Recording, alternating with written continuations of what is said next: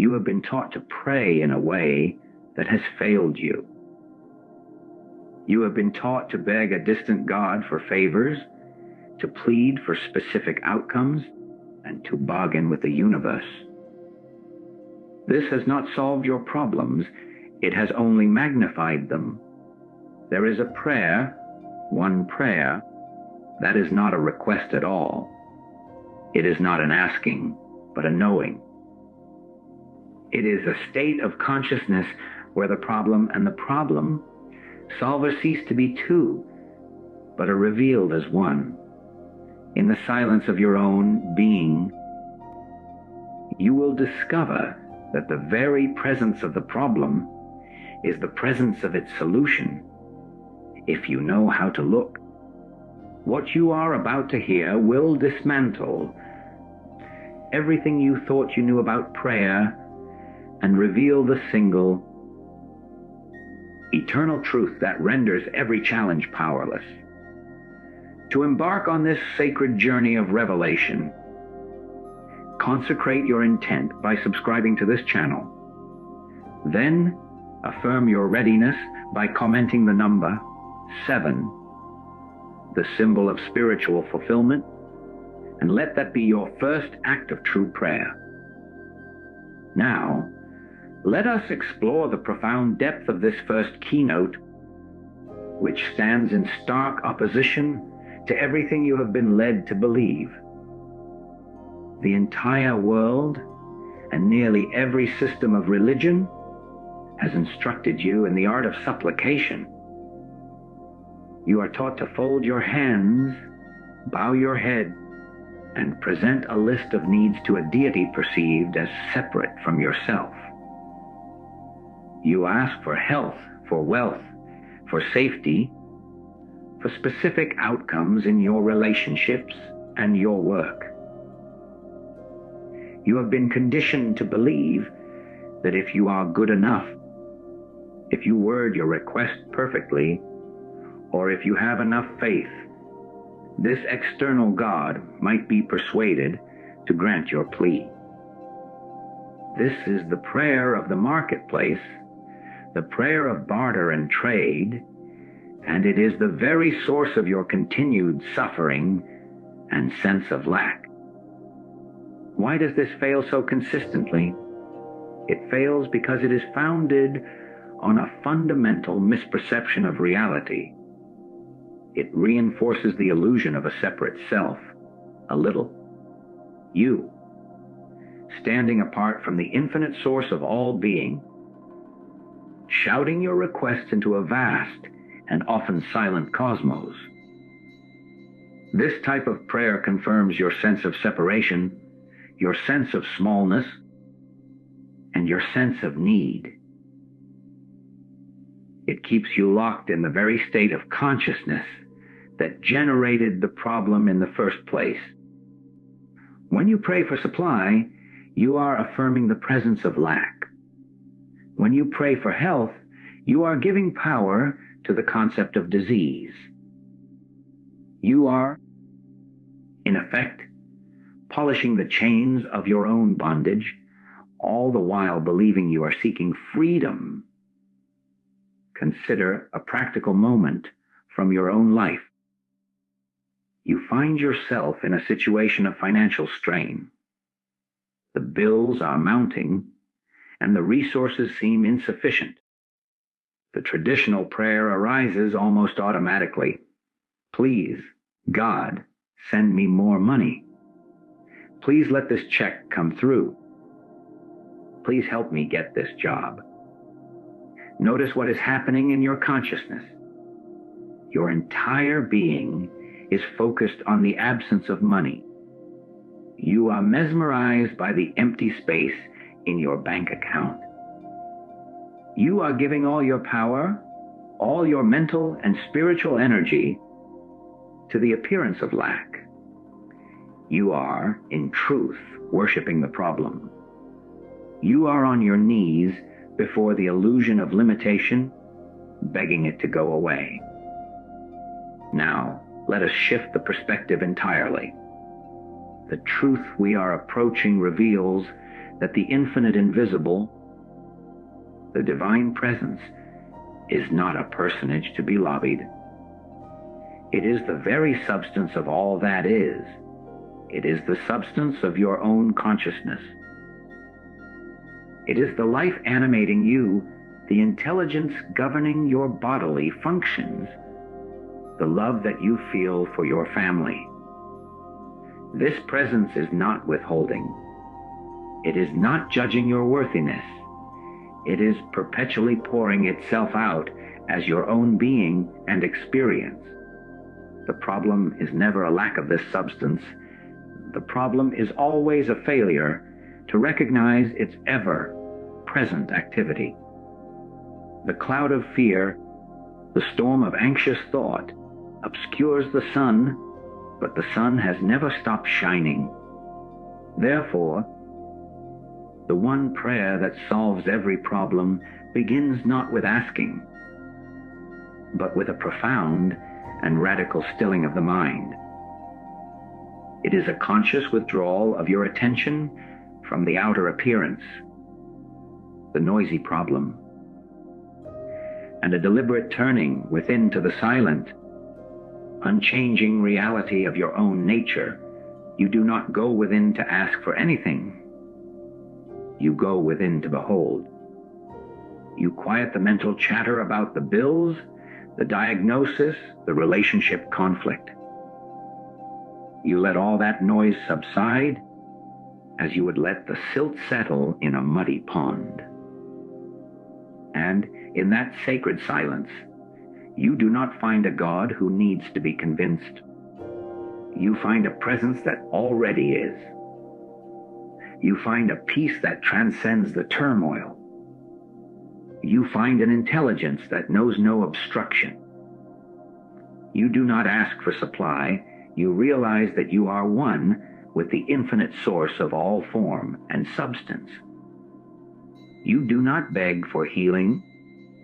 You acknowledge the perfect, whole, and harmonious life of God expressing as you, right where the appearance of disease seems to be. This is not positive thinking. This is not affirmation. This is a direct apprehension of spiritual reality, a sudden knowing that the kingdom of heaven is intact within you, and that the storm raging on the surface of the ocean cannot disturb the infinite calm of its depths. This realization naturally unfolds into the next, which may at first sound like a contradiction to the human mind, yet it is the very heart of divine logic. The problem and its solution are not two separate events, one arriving after the other, but a single, simultaneous activity of consciousness. To believe the problem is real, solid, and separate from its answer is to be trapped in the very illusion that perpetuates suffering. You see, the world of appearances presents a linear sequence. First there is a problem, then you must work to find a solution. This is the treadmill of human existence, and it is exhausting. But from the standpoint of spiritual reality, from the vantage point of the Christ within, the appearance of a problem is itself the outer shell of the very activity of God that is its solution. Think of a simple physical example. A splinter enters your finger. The body immediately recognizes this foreign object not as two separate events, first the splinter, then the healing, but as one unified process. The pain, the inflammation, the pus, these are not the problem. They are the visible evidence of the solution already in motion.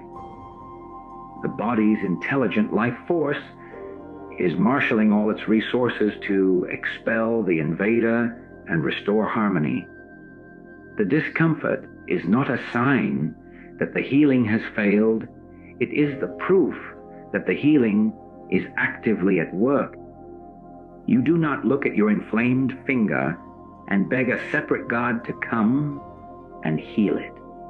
You understand that the intelligence of life itself is already performing its perfect function. The problem and the solution are one activity. Now, translate this to the realm of your mental and emotional challenges. A conflict arises in a relationship. The appearance is one of anger, misunderstanding, and separation. The human reaction is to see this as a solid, real problem that must be solved. You strategize, you argue your case, you defend your position, you seek to win or to compromise. All of this activity takes place on the level of the problem, thereby giving it more substance, more power, more reality. It is like trying to smooth out a reflection in a pond by pressing down on the water. You only create more ripples. But what if the appearance of conflict, that sharp, painful sense of separation, is itself the splinter?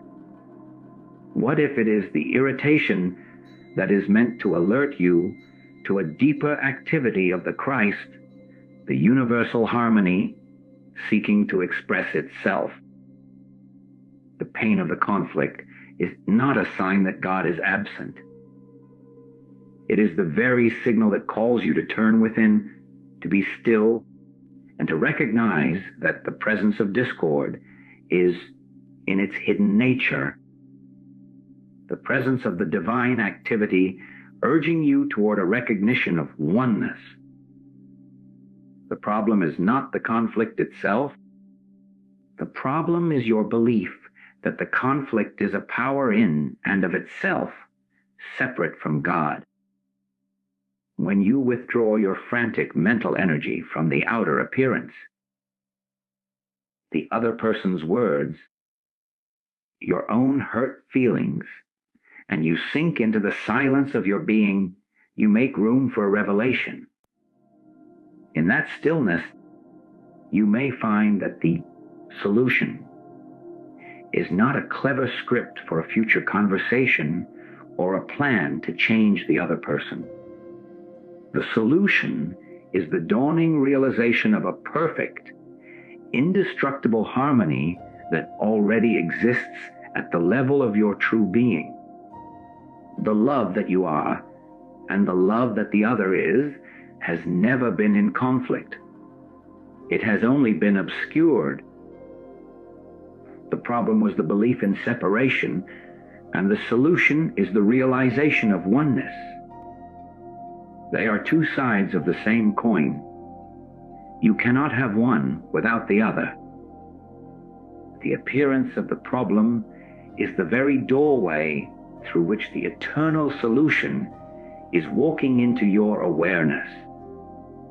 The storm clouds do not create the sun, they merely hide it. And in their very darkness, they prove the sun's existence, for without light, there could be no shadow. The problem, therefore, is not an obstacle to your good, it is the herald of it. If you have the spiritual discernment to see it not as a solid wall, but as a veil waiting to be lifted. This brings us to the very nature of this transformative activity, which is not a technique you perform, but a state of being you inhabit. True prayer is a state of conscious awareness. It is not an act, but an atmosphere.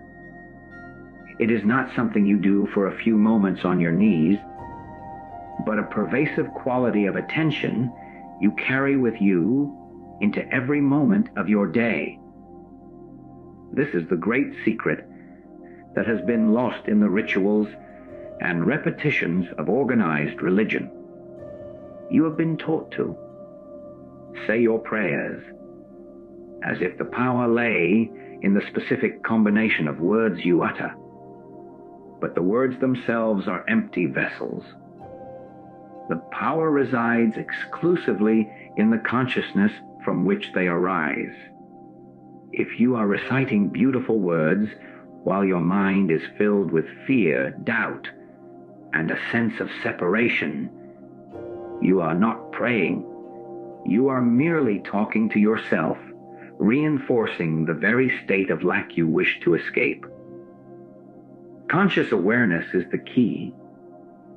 It is the deliberate, continuous remembering of the truth of your being amidst the clamor of the world. It is the practice of shifting your identity from the person who has problems to the very awareness in which problems appear and disappear. Think of your mind as a vast, clear sky. Thoughts, emotions, and external events are like clouds passing through the sky.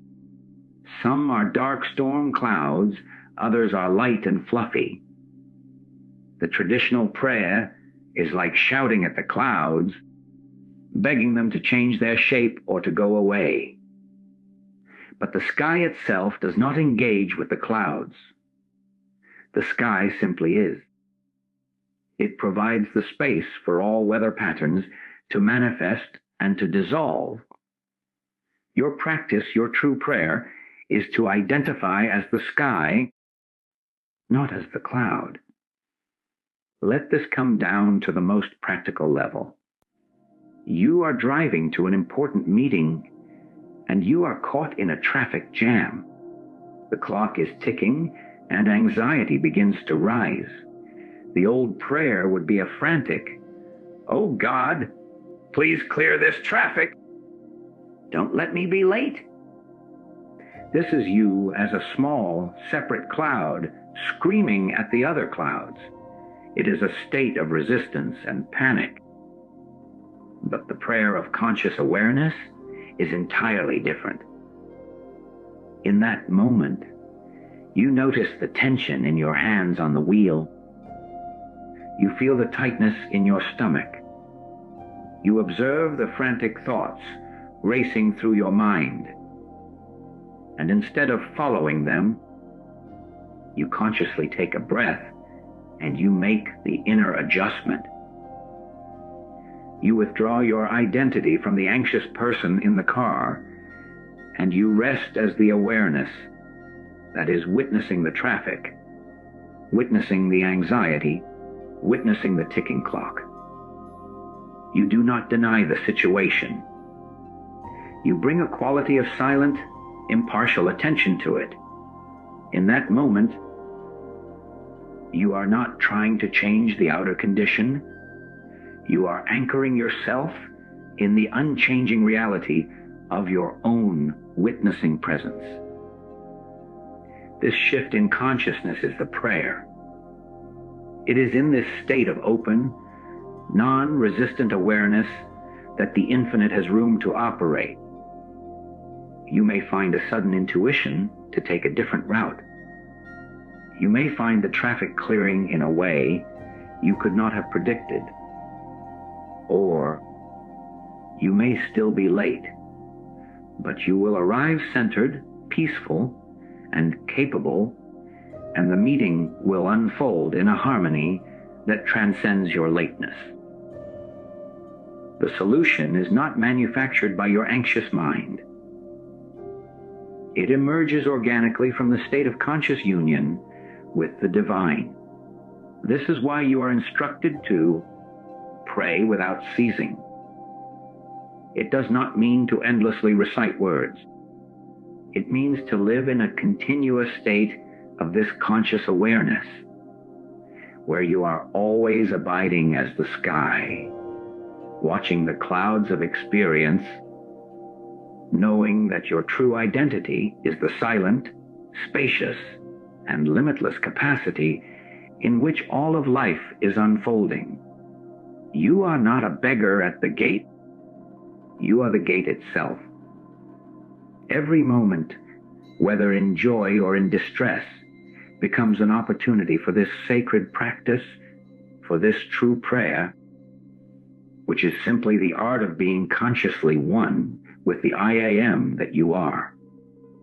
And so we come to the great and liberating secret, the truth that has been proclaimed through the ages, yet remains the most overlooked fact of human existence.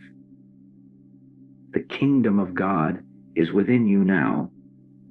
It is not a distant realm to be entered after death, nor is it a reward for good behavior to be bestowed upon you at some future date.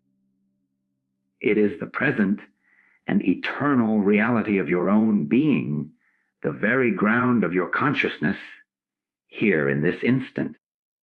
To seek it anywhere else, in a church, in a holy book, in a teacher, or in a future achievement, is to turn your back on the sun while searching for its light with a candle. This is the ultimate betrayal of your own divinity, the endless and fruitless quest for a treasure you have never lost. The entire world preaches a gospel of attainment. You are told you must become better, holier, wiser, or more deserving to know God. This is the central lie that perpetuates the sense of separation. You are already that which you seek. The peace that surpasses understanding is not something that will flow into you. It is what you are when you cease the mental turbulence that obscures it. The infinite supply for every need is not a shipment that must be delivered from a far-off warehouse.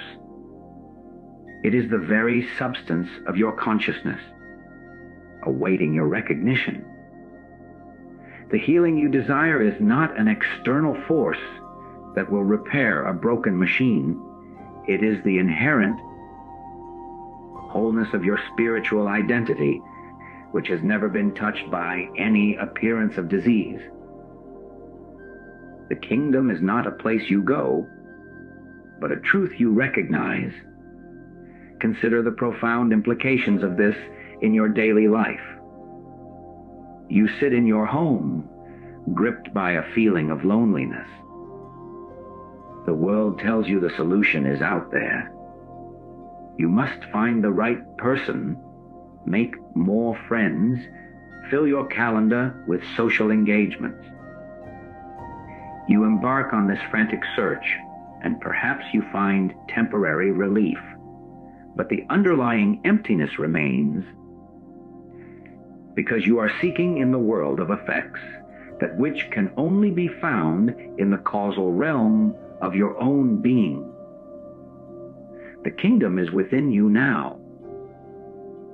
The moment you stop the outward search and turn within, you discover that the very awareness that feels the loneliness is itself complete, whole, and infinitely fulfilled. It is a silent, loving presence that has no opposite. The feeling of loneliness may still pass through like a cold draft, but you are no longer identified with it. You are the warm, spacious room, not the temporary chill in the air. The sense of lack was never a true condition. It was only a forgetfulness of the kingdom already established within. Or you face a challenge at work that seems insurmountable. The project is too complex. The resources are too few. The mind, trained in the ways of the world, immediately looks for external solutions. A new software, a consultant, a lucky break. But the real solution, the creative intelligence that can reorganize the entire project with effortless grace, is not out there. The kingdom is within you now. When you quiet the panic and the sense of pressure, when you consciously withdraw into the stillness at your core, you are not retreating from the problem. You are going to its source. You are accessing the infinite intelligence of the Father within. From that place of quiet certainty, an idea may dawn, a conversation may unfold, a resource you had overlooked may suddenly become visible. This is not you thinking harder. This is the kingdom, the divine harmony expressing itself as your experience. The answer did not come from outside. It emerged from within, from the depths of your own being, where the kingdom has always resided, whole and perfect, waiting only for your acknowledgement. Your entire life, with all its triumphs and trials, is not a journey to find God, but a journey of realizing that God is all there is, and that you, in your true self, are and always have been one with that divine reality. This recognition of the indwelling kingdom shatters the entire framework of the human journey. It reveals that your path is not one of acquisition, but of revelation. You do not need to acquire, you need to realize. The entire world operates on the principle of getting.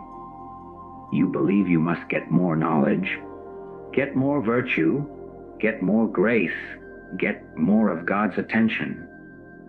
This is the treadmill of spiritual lack, a subtle and insidious form of the very same desire that drives the pursuit of material possessions. It keeps you perpetually in a state of becoming, forever reaching for a tomorrow that never arrives, and in that reaching, you are affirming your present emptiness. But the truth is you are already the fullness of the Godhead bodily. You are not a sinner trying to become a saint. You are the child of God, asleep to your own inheritance, dreaming of poverty, while resting on a throne of infinite spiritual wealth.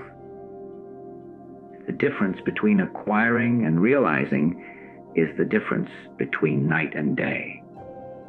Acquiring is an activity of the ego. The sense of a separate self that is incomplete and must gather resources from outside itself. Realizing is a function of consciousness, a sudden awakening to what has always and eternally been true. It is not adding something new to you. It is removing the veil of ignorance that prevented you from seeing what you already are. Imagine you are in a room that has been pitch black for hours. You fumble around, stubbing your toes, searching for a light switch. The moment you find it and flip it, the room is flooded with light. Did you acquire the light? Did you create it? No. You simply performed the action that allowed the ever-present light to reveal itself and the contents of the room that were there all along. Your spiritual work is not to build the light, but to remove the obstacles to its conscious recognition. Bring this into the arena of your own challenges. You struggle with a recurring fear, perhaps a deep-seated anxiety about your safety or the safety of your loved ones. The acquiring mind seeks a solution. It looks for a better security system, a higher bank balance, a new spiritual technique to suppress the fear. It is trying to gather enough external or internal resources to feel safe. But the realization is that the peace you seek cannot be acquired because it is the very nature of your being. The fear is a cloud obscuring the sun of that peace. You do not need to acquire peace. You need to realize the peace that I am. This is done not by fighting the cloud of fear, but by turning your attention away from it and toward the silent, fearless awareness that is your true self. In that turning, you are not building peace. You are acknowledging the peace that has been sustaining your life from the beginning, the peace that was there before the fear arose and will be there after it subsides. Or consider the desire for love. The human heart aches for connection and often looks for it in another person. The acquiring mind believes it must find the right partner, say the right words, or be loved in the right way to feel whole. This sets up a dynamic of need and dependency, which is the very opposite of love. The realization is that you do not need to acquire love from outside yourself. You are love itself.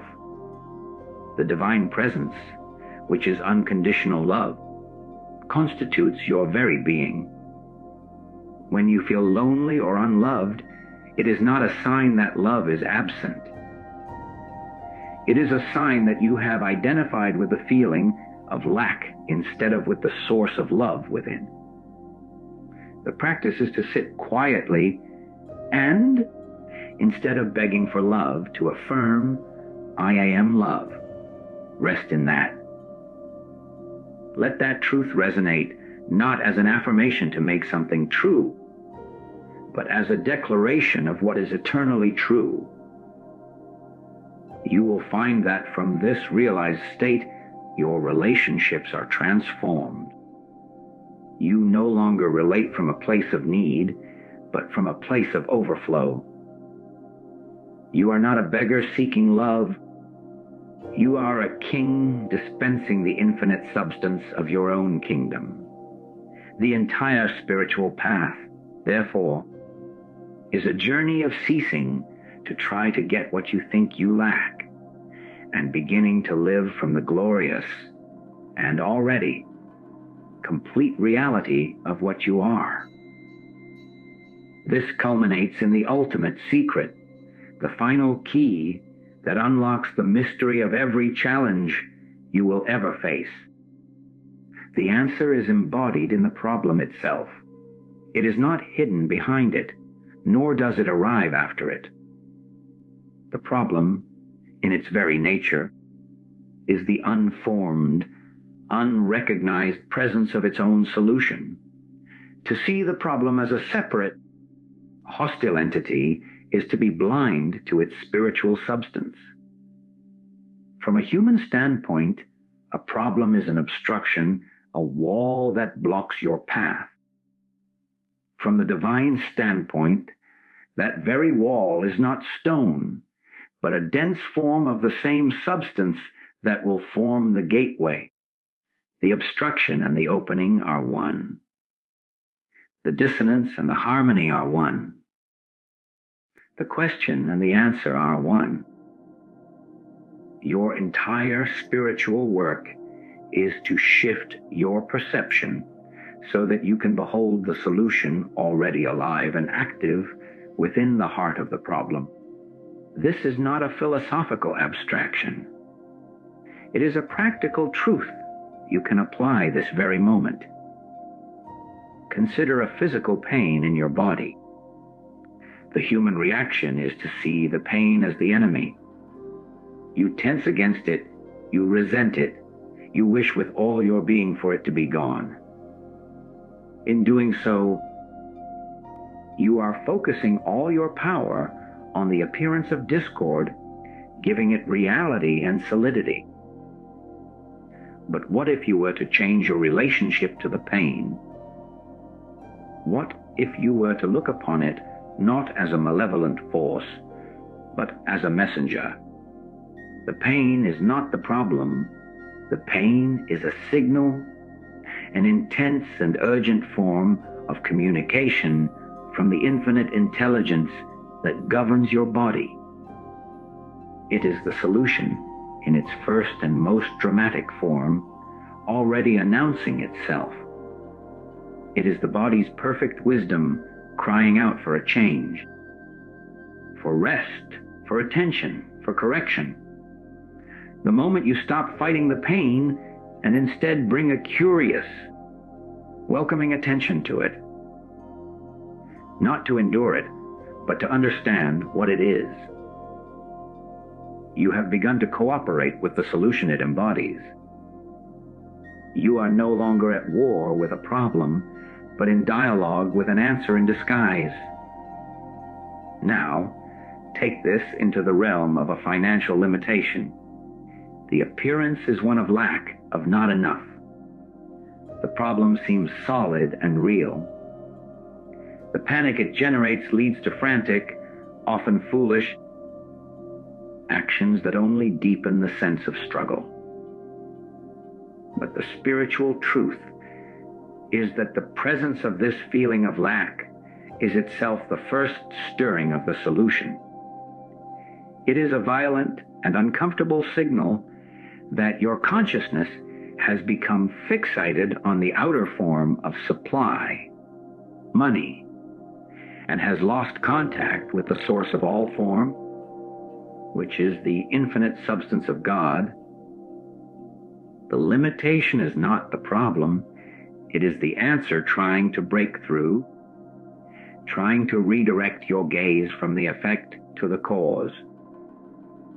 The discomfort is meant to drive you within, to force you to your knees in a new way, not to beg, but to realize. When you sit in the silence with this appearance of lack, you do not ask for money. You acknowledge the infinite, ever-present substance that is your very life and consciousness. You realize that this substance is the reality and the lack is the illusion. As this realization takes hold, the form must change. The solution, which was always present within the problem, will take shape as an idea, an opportunity, a healed relationship, or the necessary funds. The problem was the womb in which the solution was already growing. Every conflict, every fear, every instance of grief follows this same divine law. The feeling of separation in a relationship is the embodied answer. A painful but perfect signal calling you back to the conscious experience of the oneness that already is. The grip of fear is the answer, a powerful alert system designed to push you out of the mind's stories and into the present, moment reality of the I am, where fear cannot exist. You are not meant to run from your problems, to conquer them, or to destroy them. You are meant to meet them with this higher understanding, to look squarely at the storm cloud and know with unwavering certainty that it is already, in its essence, the rain that will nourish the barren field. The problem is the question shouted by the human mind, and the solution is the silent, eternal response whispered by God, both occurring in the very same instant, in the very same space. Your work is to quiet the shouting so you can hear the whisper.